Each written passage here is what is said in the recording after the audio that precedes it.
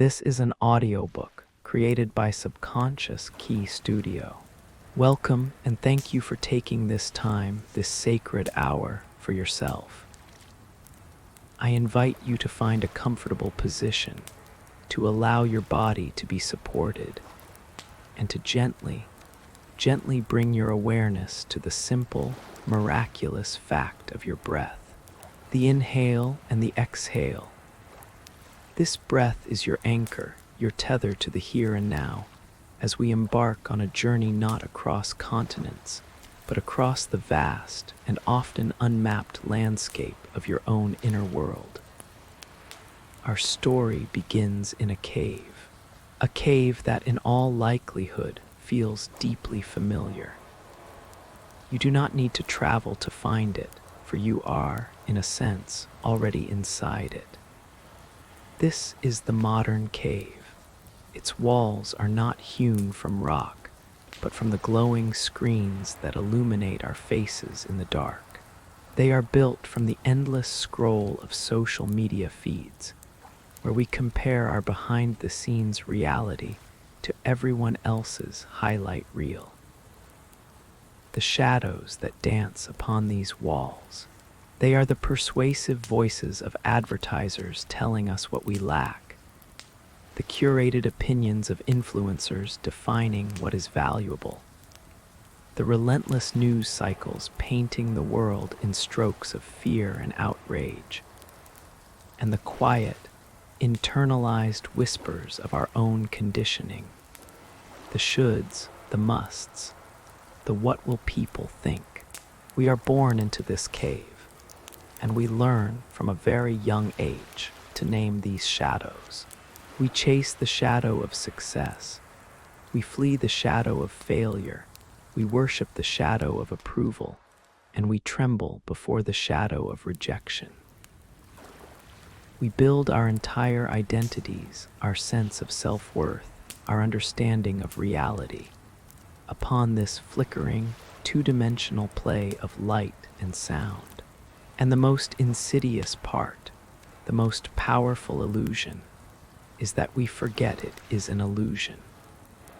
We forget that there is a world outside the cave, a world of depth and texture and a sun so brilliantly, overwhelmingly real that its light would render the shadows meaningless. And for a time, for many years perhaps, this can be enough. There is a comfort in the familiar gloom, a predictability in the dancing shadows. We know the rules of this game. We learn how to succeed here, but then, inevitably, a crack appears, a fissure in the very fabric of your perceived reality. A light, too true, too sharp, and too raw, pierces the comfortable darkness. In the ancient traditions, the shamans and the wisdom keepers had a name for this moment. They called it soul loss. It is not a metaphor. It is a visceral experience. It feels as if a vital, essential part of your very being, your animating spirit, has been shattered or has gone missing, leaving a cold, hollow silence in its wake. What does this crack look like? It sounds like the ring of a telephone at an ungodly hour, and the voice on the other end that delivers a sentence which forever divides your life into before and after. It feels like the silence that floods a home after a loved one has departed from this world. A silence so profound it seems to have a weight, a density, that presses down upon your chest. It is the slow, dawning, terrifying realization of a diagnosis that changes everything you thought you knew about your body and your future. It is the betrayal by someone you trusted so deeply that it causes the very ground beneath your feet to turn to shifting sand. It is the profound exhaustion of burnout, where the fire of your passion and motivation, once so bright, is now nothing but cold, gray ash, leaving you feeling like a ghost. merely going through the motions in your own life. This is the call. It is not a polite invitation. It is a rupture, a seismic event in the soul. Suddenly, the shadows on the wall become meaningless, absurd, almost mocking. The goals you were chasing now feel like painted props on a stage. The anxieties that once consumed you now seem like the chatter of foolish children. And you are left in the void. The comfortable illusions can no longer contain the immense, undeniable truth of your pain. And your first, most primal instinct, your very human, very understandable instinct, will be to scramble backwards, to find a new shadow to watch, a new distraction, a new drug, a new relationship, a new project, anything to patch the crack, to silence the call, to return to the numb comfort of the familiar darkness. But if you listen, beneath the panic, beneath the fear, beneath the deafening noise of your own resistance, you will hear it, a different call. A quieter, deeper, more resonant call. It does not come from outside of you. It emanates from the very core of your being. It is the call of your own wholeness. And it asks a single, terrifying, and ultimately liberating question. What if I stopped running? What if I turned and instead of scrambling back into the cave, I chose to walk with intention into the crack? What if I, of my own volition, chose to descend? This decision, this moment of conscious, willing surrender, this is the first and perhaps the bravest act of the hero's journey. It is not a failure. It is not a breakdown. It is a profound and sacred act of courage. You are not falling. You are choosing to go down. In the old shamanic traditions, the healer does this voluntarily. They leave the safety of the village, the known world, and they walk alone into the deep, dark forest, into the vast, empty desert, into the depths of the earth. They do not go as victims. They go as seekers, as warriors of the spirit. They go to find what was lost, to retrieve what was stolen, to make whole what was broken. And so, you, the modern shaman, begin your descent. The sounds of the upper world, the blaring horns, the incessant chatter, the pings and notifications, they begin to fade, growing muffled and distant, as if you are diving deep beneath the surface of a turbulent ocean. They are replaced by two sounds, the steady, sometimes frantic rhythm of your own heartbeat, and a deep, resonant, almost humming silence. You are moving now, step by tentative step, into the underworld of your own psyche. This is the realm of the subconscious, the place where the pieces of you that were shattered by that initial trauma now reside. The innocence you had to surrender too soon. The wild, untamed joy you learned to distrust. The personal power you gave away to please others. The deep, oceanic grief you were told was too messy, too much. They are all down here, not as enemies, but as exiles, waiting for you. And as you descend, the air grows thick and heavy, laden with the moisture of unshed tears and the dust of forgotten memories. The path is not lit by any external light. You must feel your way forward, guided only by the faint, magnetic pull of your own yearning for completeness. After what feels like an eternity, the steep descent finally levels out. You find yourself in a vast, echoing cavern. The air is still, and your own breath seems to echo back at you. This is the landscape of the subconscious, the council chamber of your deepest self. And here you will meet the first of the spirits. The first is often the most cunning, the most persistent, the trickster. You will know it not by its appearance, for it is a shape-shifter, but by its voice. It is a slick, distorted, insidious whisper that slithers into the spaces between your thoughts, so seamlessly that you might mistake it for your own. It says, "You see, I told you weren't strong enough for this. You're in over your head." It hisses, "This is all your fault, you know. If only you had been smarter, faster, better, this never would have happened." It mocks your efforts with a cold, cynical laugh. "You heal, don't make me laugh. You're fundamentally broken.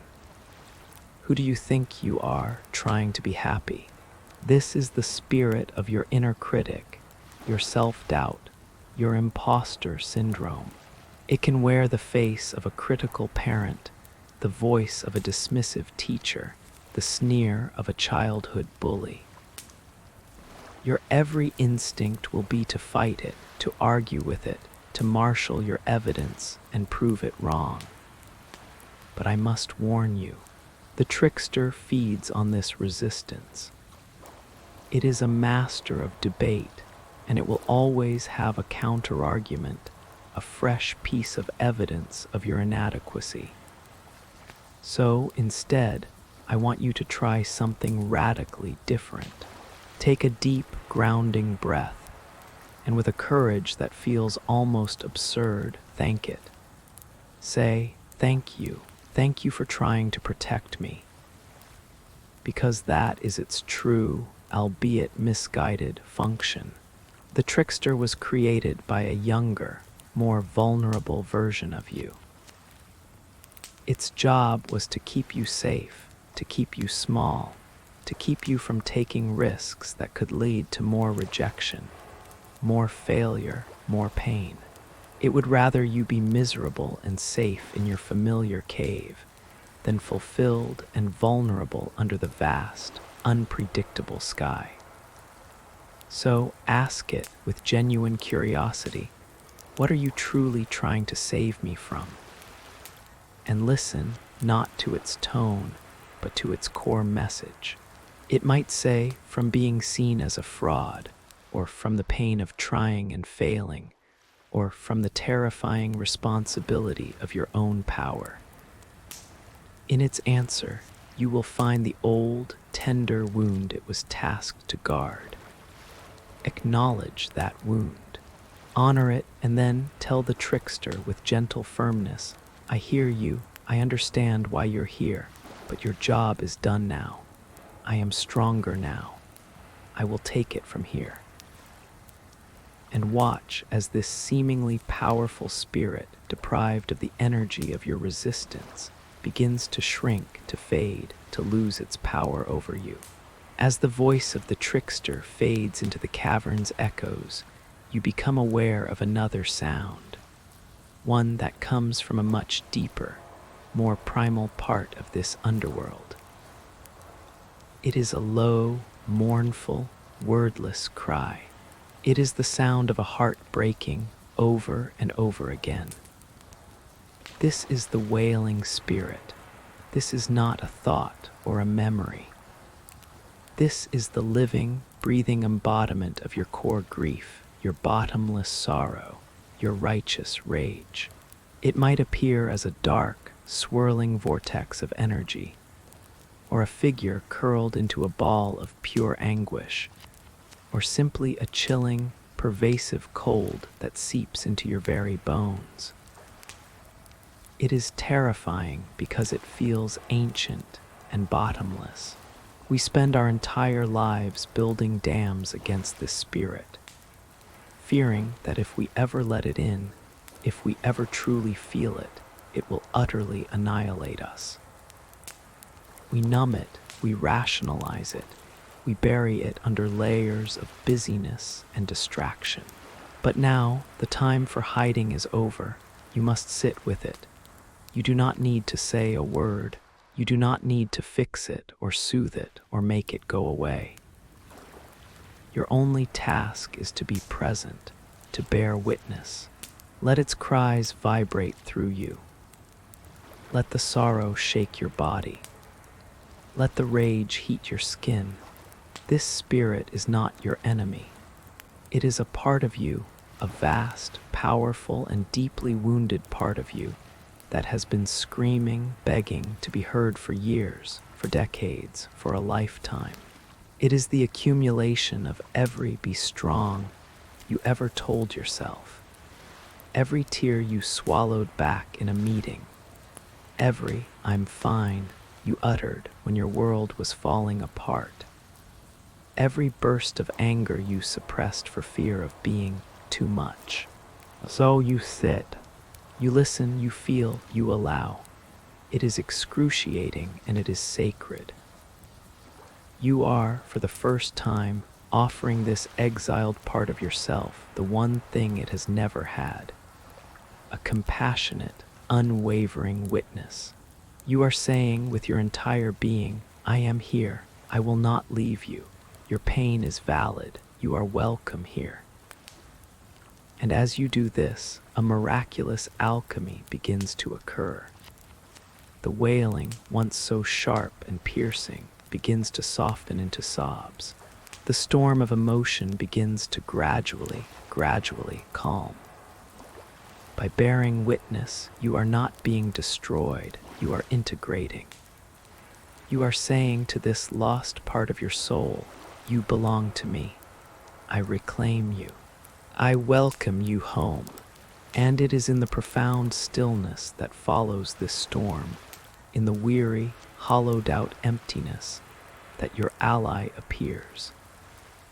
It may not appear with a grand fanfare.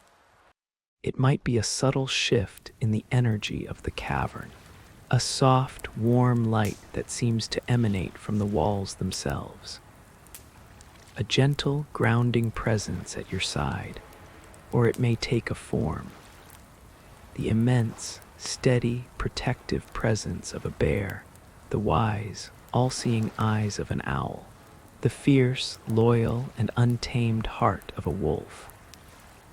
It might be the felt sense of a beloved ancestor, a spiritual figure, or your own future, wiser, more integrated self. Your ally does not speak in words. It communicates through a feeling, a deep, resonant knowing in the very center of your chest. A sense of unconditional support, of absolute belonging, of a strength that is both gentle and unshakable.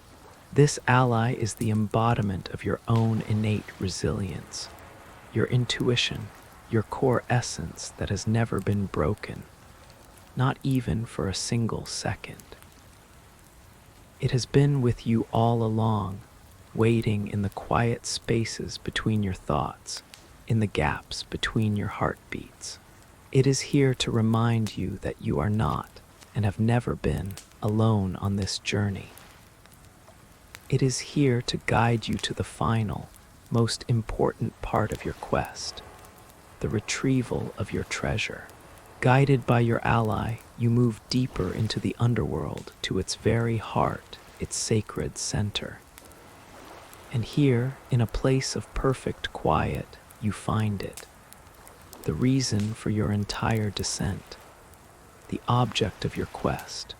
It might be a small, glowing ember pulsating softly in the darkness, containing the warmth of a joy you thought you'd forgotten. It might be a lost child looking up at you with wide, trusting eyes, representing the innocence that was stolen from you. It might be a shining sword, cool to the touch, humming with a latent power that is rightfully yours. It might be a vibrant, colorful paintbrush, dripping with the potential of a creativity you were told was impractical. It might be a simple, open flower, its petals soft and delicate, representing your capacity for vulnerability and love. This is the boon, the treasure, the lost fragment of your soul. Understand this clearly. It is not something new to be acquired. It is something ancient and essential to be remembered. It is a diamond of your true self that was lost in the trauma, the hardship, the necessary adaptations of life. This is the light of the sun that Plato described. It is not the gentle, filtered light of dawn, but the brilliant, overwhelming, purifying light of pure truth. It is the direct realization of who you are beyond the stories, beyond the pain, beyond the cave of your conditioning. Reach for it. As your fingers brush against it, you might feel a surge of energy, a flood of long-forgotten memories, a wave of emotion that is both sorrowful and joyful. This is the moment of remembrance. This is you reclaiming your birthright. Hold it close. Feel its warmth, its light, its unique energy seep back into your being, filling the hollow spaces, mending the fractured lines. It feels like coming home to a home you never knew you had. With your treasure held securely against your heart, you begin the ascent. This journey back to the surface can be the most challenging part of all. How do you bring this raw, powerful, essential energy, this sunlit truth, back into your ordinary life? How do you explain the color gold to someone who has only ever seen shades of gray? How do you describe the symphony you have heard to those who only know the single, monotonous drumbeat of the cave? The cave is still there. The shadows still dance. But you are irrevocably different. You see the chains for what they are, flimsy constructs of fear and habit. You see the fire that casts the shadows, the limited beliefs of your culture and your past. Integration is not a single event, but a daily, moment-to-moment practice. It is the slow, patient, and often messy process of allowing this reclaimed light to illuminate your choices, your relationships, your work, your very way of being in the world. It is choosing rest over relentless hustle when your body whispers its fatigue. It is speaking your truth with kindness and conviction, even if your voice shakes. It is setting a boundary where you would have previously acquiesced out of fear. It is allowing yourself to feel a moment of pure, unadulterated joy without immediately questioning its legitimacy or waiting for the other shoe to drop. It is the difficult, beautiful, lifelong work of rebuilding your life not as a prisoner of the cave, but as a visitor who knows, with absolute certainty, that there is a sun-drenched world outside. You will stumble. The old shadows will sometimes feel more familiar, more comfortable. The chains will sometimes feel warmer than the terrifying freedom of the open sky. But you now carry a compass within your heart, the living memory of the sun, and its quiet, unwavering pull will always guide you back to your truth. In Plato's powerful Allegory, the enlightened one, the one who has seen the sun and understood the true nature of reality, feels a profound sense of duty. They must return to the cave and try to free the others, even at the risk of being ridiculed, misunderstood, or harmed by the prisoners who have never known anything else. After a journey of your own, after you have descended into your own depths and returned with a piece of the sun in your hands, you will feel this same pull.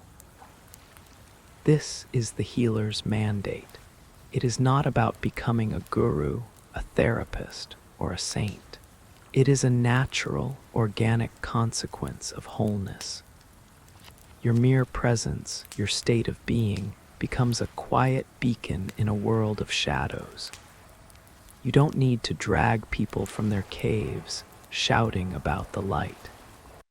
That would only frighten them. Instead, you learn to sit with them in their darkness, to speak the language of the cave, and to say, with your entire being, I know this place. I have sat in this very darkness. I have felt these chains, and I want you to know, there is a way through. There is a world beyond these walls. You use your hard-won wisdom not as a weapon to bludgeon others, but as a lamp, offering its gentle, unwavering glow to those who are just beginning to sense the chill of their own confinement, who are just hearing the first, faint whispers of their own call to descend. And so, as our journey together through this story draws to a close, I want you to carry this knowing with you like a sacred talisman. You are both the prisoner and the shaman. You are the cave and the sun. You are the broken and the whole. The journey inward is the greatest adventure you will ever undertake. It is the courageous, necessary descent into the truth of your own beautiful, resilient, and unbreakable soul. Thank you for traveling with me.